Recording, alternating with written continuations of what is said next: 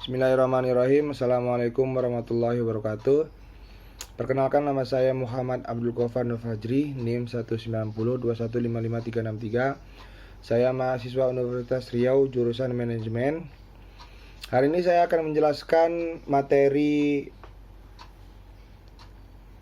yang telah saya pelajari setelah ujian tengah semester untuk memenuhi ujian akhir semester saya di mata kuliah perpajakan. Yang pertama, materi yang akan saya jelaskan adalah tentang PPH atau yang biasa disebut dengan pajak penghasilan. Nah, pajak penghasilan adalah pajak yang dibebankan atas suatu penghasilan yang diperoleh wajib pajak, baik yang berasal dari Indonesia maupun dari luar negeri. Dasar hukum PPH adalah Undang-Undang Nomor 7 Tahun 1983 tentang pajak penghasilan. Undang-undang ini mengalami 4 kali perubahan, yakni yang pertama Undang-Undang Nomor 7 Tahun 1991 tentang perubahan atas Undang-Undang Nomor 7 Tahun 1983 tentang pajak penghasilan. Nah, yang kedua Undang-Undang Nomor 10 Tahun 1994 tentang perubahan kedua Undang-Undang Nomor 7 Tahun 1983 tentang pajak penghasilan. Nah, yang ketiga Undang-Undang Nomor 17 Tahun 2000 tentang perubahan ketiga Undang-Undang Nomor 7 Tahun 1983 tentang pajak penghasilan. Nah, yang terakhir adalah Undang-Undang Nomor 36 Tahun 2008 tentang perubahan keempat Undang-Undang Nomor 7 Tahun 1983 tentang pajak penghasilan. Nah, bisa diketahui kategori pajak penghasilan dibedakan menjadi beberapa kategori, yaitu wajib pajak orang pribadi yang terdiri atas pegawai serta maupun bukan pegawai, pengusaha, dan PPH yang dibebankan atas penghasilan wajib pajak badan atau perusahaan hingga objek yang dikenakan PPH itu sendiri. Apa saja sih objek pajak penghasilan? Yang pertama, objek pajak PPH itu dalam undang-undang dirincikan sebagai berikut, yaitu adalah penggantian atau imbalan. Yang dimaksud adalah berkenan dengan pekerjaan atau jasa yang diterima atau diperoleh termasuk gaji, upah, tunjangan, honorium, komisi, bonus, gratifikasi, uang industri atau yang lain-lain. Nah, kemudian ada hadiah, ada laba usaha, ada keuntungan karena penjualan atau karena pengalihan harta tertentu gitu. Nah, ada juga bunga, dividen, royalti, sewa, penerimaan atau perolehan pembayaran berkala, selisih lebih karena penilaian kembali aktivitas premi asuransi dan sebagainya. Nah, kemudian siapa saja subjek pajak penghasilan? Itu ada orang pribadi, kalau di dalam negeri. Nah, ada lagi penghasilan tidak kena pajak. Nah, itu bisa dilihat lebih rinci lagi kalau kalian ingin mengetahuinya. Nah, mungkin itu saja yang bisa sampaikan tentang pajak penghasilan. Kemudian saya akan menjelaskan tentang PPN atau pajak pertambahan nilai. Nah, apa sih itu PPN? PPN itu adalah pajak pertambahan nilai yang dibebankan atas transaksi jual beli barang dan jasa yang dilakukan oleh wajib pajak pribadi atau wajib pajak badan yang telah menjadi pengusaha kena kerja atau PKP. Jadi, yang berkewajiban memungut, menyetor, dan melaporkan PPN adalah para pedagang atau penjual. Namun, pihak yang berkewajiban membayar PPN adalah konsumen akhir. Nah, PPN atau pajak pertambahan nilai dikenakan dan disetorkan oleh pengusaha atau perusahaan yang telah dikukuhkan sebagai pengusaha kena pajak. Nah, apa saja sih objek PPN? Yang pertama adalah penyerahan barang kena pajak, impor barang, pemanfaatan barang kena pajak, pemanfaatan jasa kena pajak, atau ekspor barang kena pajak berwujud atau tidak berwujud. Nah, tarif PPN menurut Undang-Undang Tahun 2009 Pasal 7 mengatakan tarif PPN adalah 10%. Nah, jika tarif PPN itu pengen 0% bisa kalau ekspor barang kena pajak berwujud, atau ekspor barang kena pajak tidak berwujud, atau ekspor jasa kena pajak. Nah, ya seperti itulah kalau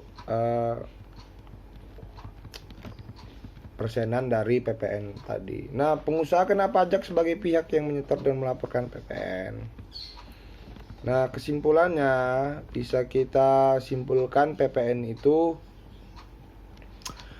atau pajak pertambahan nilai adalah jenis pajak yang disetor dan dilaporkan pihak penjual yang telah dikukuhkan sebagai pengusaha kena pajak. Nah, yang kedua, batas waktu penyetoran dan pelaporan PPN adalah setiap akhir bulan. Yang ketiga, sejak tanggal 1 Juli 2016, PKP se-Indonesia wajib membuat e-faktur atau faktur pajak elektronik sebagai persyaratan pelaporan SPT masa PPN. Yang keempat, pajak keluaran adalah PPN yang dipungut ketika PKP menjadi produknya. Nah, yang terakhir, pajak masukan ialah PPN yang dibayarkan ketika PKP membeli, memperoleh maupun membuat produknya. Nah, itulah materi PPN yang telah saya dapatkan. Kemudian saya akan menjelaskan tentang PPNBM atau pajak penjualan atas barang mewah. Apa sih PPNBM itu? Nah, PPNBM dikenakan pada barang-barang yang tergolong mewah. Pajak ini dilaporkan dengan menggunakan SPT masa PPN.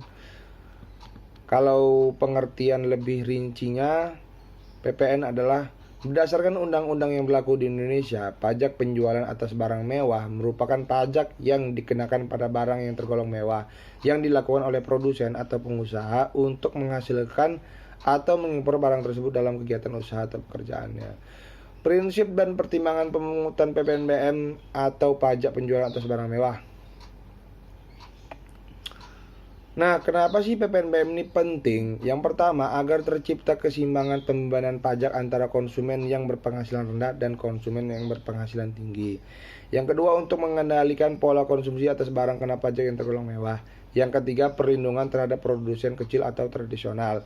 Yang keempat, mengamankan penerimaan negara.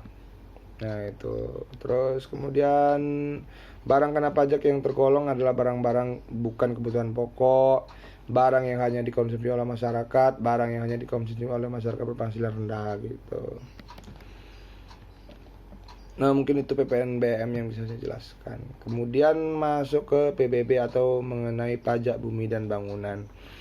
Nah, pajak bumi dan bangunan adalah pungutan atas tanah dan bangunan yang muncul karena adanya keuntungan dan atau kedudukan sosial ekonomi bagi seorang atau badan yang memiliki suatu hak atasnya atau memperoleh manfaat diri padanya.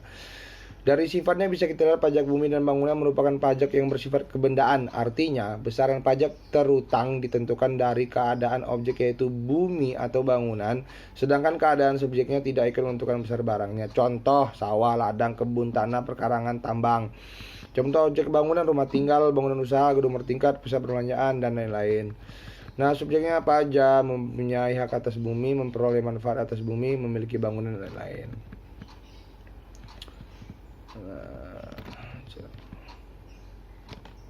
Nah, mungkin itu yang bisa saya jelaskan tentang PBB. Nah, kemudian yang akan saya jelaskan adalah BPHTB.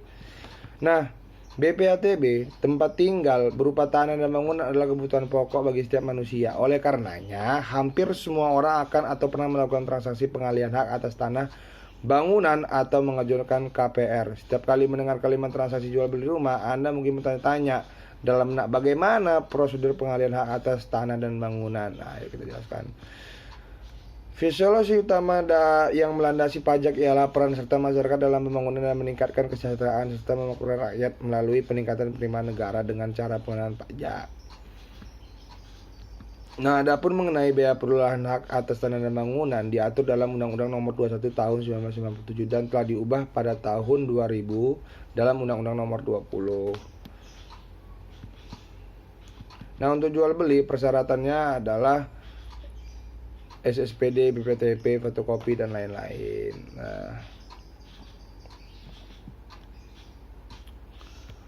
kemudian terakhir yang akan saya jelaskan adalah tentang bea materai adalah pajak atas dokumen yang tertuang sejak saat dokumen tersebut ditandai tangani oleh pihak-pihak yang berkepentingan atau dokumen tersebut selesai dibuat atau diserahkan kepada pihak lain bila dokumen tersebut hanya dibuat oleh satu pihak yang terutang gitu ya. Pokoknya bea materai ini digunakan untuk mengesahkan sebuah dokumen dalam perjanjian. Nah, mungkin itu saja yang dapat saya sampaikan. Begitulah materi yang telah dijelaskan oleh Bapak Regi dalam masa kuliah kami setelah UTS. Saya berterima kasih kepada Bapak telah memberikan saya ilmu yang bermanfaat selama 1 semester ini. Saya mohon maaf jika ada kurang selama masa perkuliahan. Semoga kita selamat Sampai bertemu di kelas selanjutnya. Terima kasih Pak Reji. Assalamualaikum.